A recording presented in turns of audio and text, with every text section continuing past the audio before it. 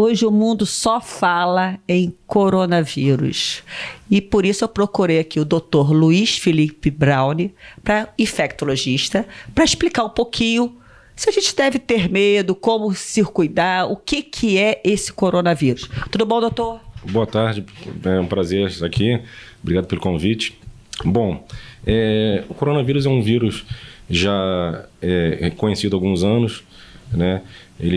Os primeiros relatos de isolamento viral foi por volta dos anos 60 e, na ocasião, observou-se que o vírus tinha uma forma de coroa. O aspecto estrutural dele era em forma de uma coroa, por isso tem esse nome de coronavírus.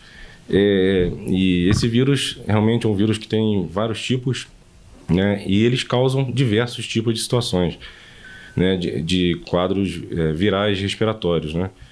Vai de resfriados comuns, né, a quadros mais intensos, mais severos, causando situações mais críticas e podendo levar a óbito também. Como que é feita essa transmissão?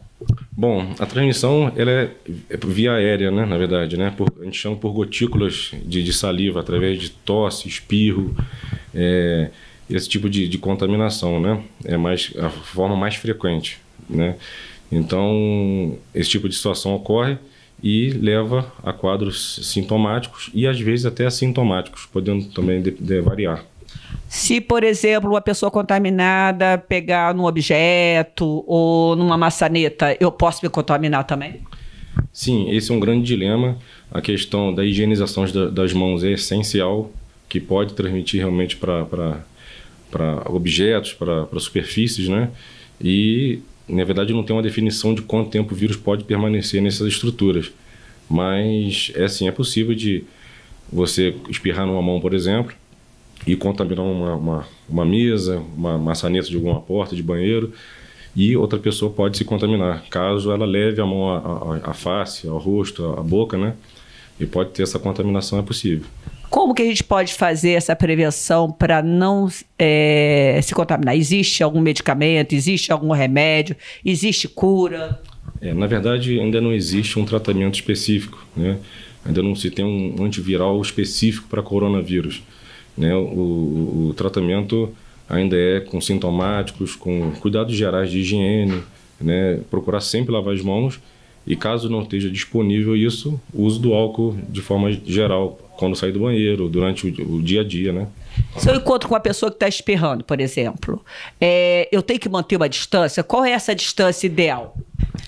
Na verdade, assim, as gotículas de saliva, elas podem, dependendo da intensidade de um espirro, de uma tosse, geralmente por volta de 1 metro, né? A distância que se preconiza mais ou menos. Então, assim, não tem uma definição muito certa sobre isso, mas 1,5 metro, 2 metros de distância seria o mínimo ideal para poder se prevenir de alguma maneira. Quais são os sintomas? Bom, a sintomatologia é mais focada nos quadros respiratórios, né? Febre, principalmente, tosse e falta de ar, né? Eu posso estar contaminada, não estou, né? Mas posso estar contaminada e não saber, não ter os sintomas ainda. A gente deve evitar aglomerações, deve evitar o contato mais próximo com qualquer pessoa?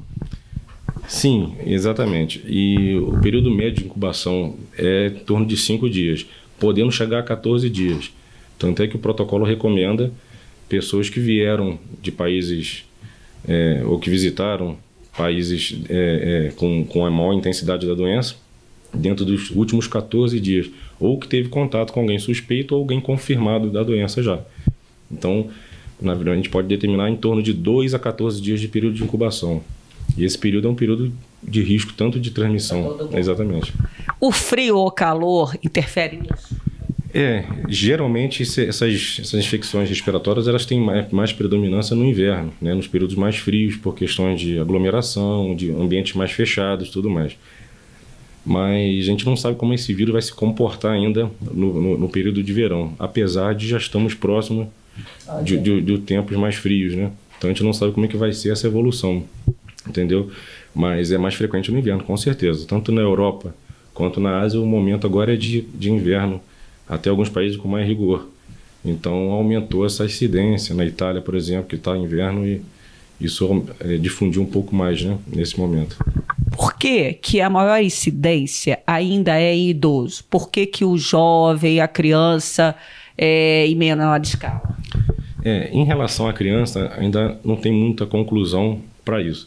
O coronavírus ele pode contaminar crianças na idade jovem, crianças jovens, mas pode se apresentar como um resfriado comum ou assintomático mesmo, né? Não se sabe se isso pode causar algum tipo de proteção para a criança. O idoso, o sistema imune já é um pouco debilitado, tanto idoso quanto doenças crônicas, doenças autoimunes, né? E doenças de neoplasia, de tumores, pacientes que aumentam o risco de um quadro mais intenso da doença, que pode aumentar o risco de óbito. Tem como melhorar, haveria algum jeito de melhorar a imunidade do idoso nesse caso? Bom, os idosos aumentam o risco de infecção pelo fato de ter um quadro de sistema imune um pouco mais comprometido, né? Então o risco é maior. Na verdade, não existe nenhum tratamento específico e nem medicações que possam contribuir para a proteção contra o coronavírus. Obviamente, o sistema imune é beneficiado de várias maneiras. Alimentação adequada, vacinação do idoso em dia, né? Medicações que o paciente, por ocasião, precise de uso regular. Isso tudo são fatores que vão contribuir para um sistema imune de forma geral. Obviamente que não é específico para o coronavírus, para o coronavírus até, mas de forma geral vai contribuir para um sistema imune melhor. Então, falando de uma campanha agora da vacina para a gripe, isso ajudaria realmente? Você recomenda que as pessoas venham a se vacinar da gripe para amenizar a situação, ou isso não tem nada a ver uma coisa com a outra? Sim, a vacina da influenza, da gripe, na verdade, para você diminuir o risco de infecção pela influenza.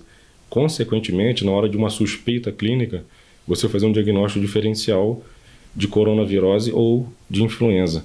Porque mais pessoas com influenza, então aumenta o risco, não sabe se é uma doença ou outra. Então a vacinação seria mais para diminuir a intensidade de pacientes com influenza. Com que idade você recomenda que tome essa vacina? A vacina é feita pelos idosos, né? Idosos. Isso. Então, só mesmo para idosos mesmo, não vale a pena outras pessoas virem a se vacinar para se proteger? Na verdade não, o protocolo recomenda para idosos e para pacientes que têm doenças crônicas, e doenças que têm alteração do sistema imune, pacientes HIV, por exemplo, né? E doenças pulmonares crônicas, que isso é o protocolo atual, né? Então, realmente isso vai proteger. Então, a vacina é anual, né? E isso vai, de forma geral, ajudar, sem dúvida. Doutor Luiz Felipe, muito obrigado. Fico super feliz. Estava correndo atrás da doutora. Me manda que o povo está querendo saber, né? Fico super feliz de você atender a gente, sabe? Poder passar, esclarecer. Porque eu acho que as pessoas estão muito perdidas, né? Assim, o que fazer? A gente está longe, fazendo um tempo. Tá aí, a coisa está acontecendo à nossa frente. A gente não sabe o que pode vir a acontecer. Então, a gente se prevenir é a melhor maneira, né? E muito obrigada aí pela sua entrevista. À disposição. Obrigado. Ô, gente, qualquer sintoma, qualquer dúvida, procure o seu médico, vá até o hospital, um posto de saúde para se informar. Na verdade, não há por que criar polêmica, mas sim se proteger, fazer a sua higiene, evitar viagens, lugares muito aglomerados e com certeza tudo vai dar certo. Tá bom? Obrigada. Bye, bye.